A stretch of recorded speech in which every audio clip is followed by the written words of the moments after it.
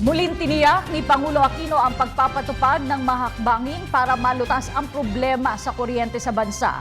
Ayon sa Pangulo, hihingilingin niya ang isang joint resolution sa Kongreso na magbibigay sa kanya ng special authority para maresolba ang posibleng power crisis sa 2015.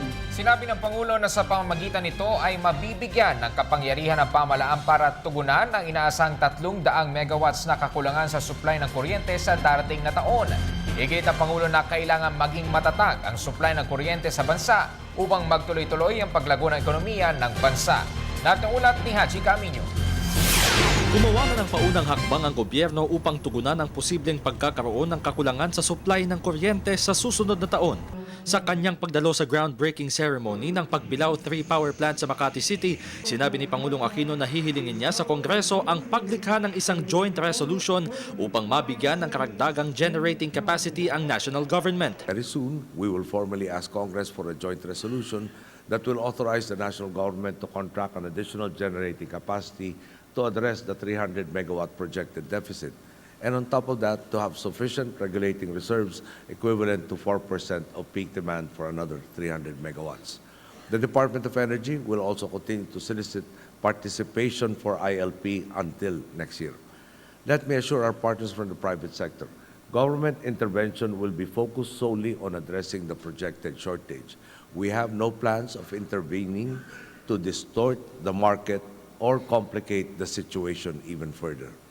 After all, we know that it's only through the government and the private sector working together that the Philippine energy sector can realize its full potential. That together, we can find solutions now and address existing issues once and for all. Sa 2015 ay inaasahan ng 300 megawatt na kakapusan sa supply ng kuryente sa Luzon na maaari pang tumaas hanggang 1,000 megawatts.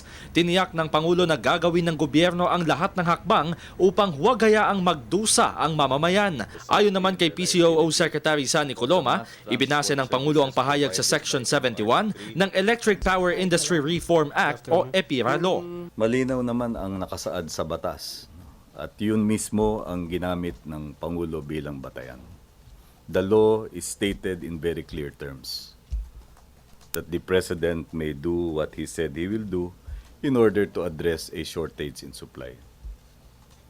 At yung konteksto naman yan, malinaw na rin na ipaliwanag ni Secretary Petilla noong nakaraan, may tinutukoy lang tayong specific period estimated to occur sometime between March and May next year, during the summer months where there is an expected peak demand and where there might be there will be a possible shortfall in the supply, and government would like to be proactive in being able to address the projected shortage. Bukod sa resolusyon, may ginagawa na rin anyang hakbang ang Department of Energy sa pamamagitan naman ng tinatawag na Interruptible Load Program o ILP. This is why our Department of Energy has intensified its coordination and consultation with consumers, industry stakeholders, and other agencies in its pursuit of solutions.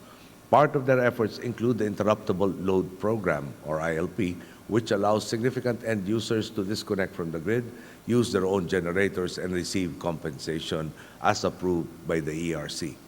But this is a voluntary program, and private companies will have their own valid reasons to choose to participate or not in this venture.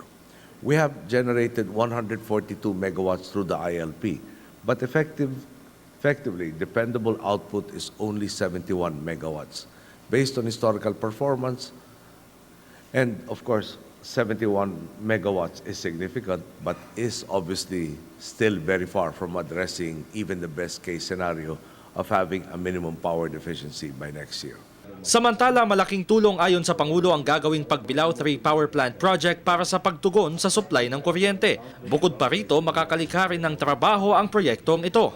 This begins the more than 3-year countdown until the project is completed in November of 2017. Pagbilao 3 is a strategic investment not only in infrastructure and equipment, but also and more importantly in the future of the Filipino people and our country. The 400 megawatts that this project will bring once it begins operations represents a significant addition in the form of base load power. This is absolutely necessary to ensure a steady supply of the power that Filipinos need day in and day out, even as we seek to diversify the energy mix by bringing in other power sources. But the additional production capacity is just one among the things that our country can look forward to because of this project.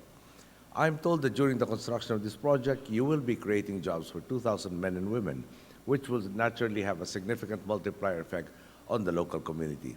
So, to Team Energy Corporation and Aboitiz Power Corporation, thank you for your continuing confidence in the Philippines.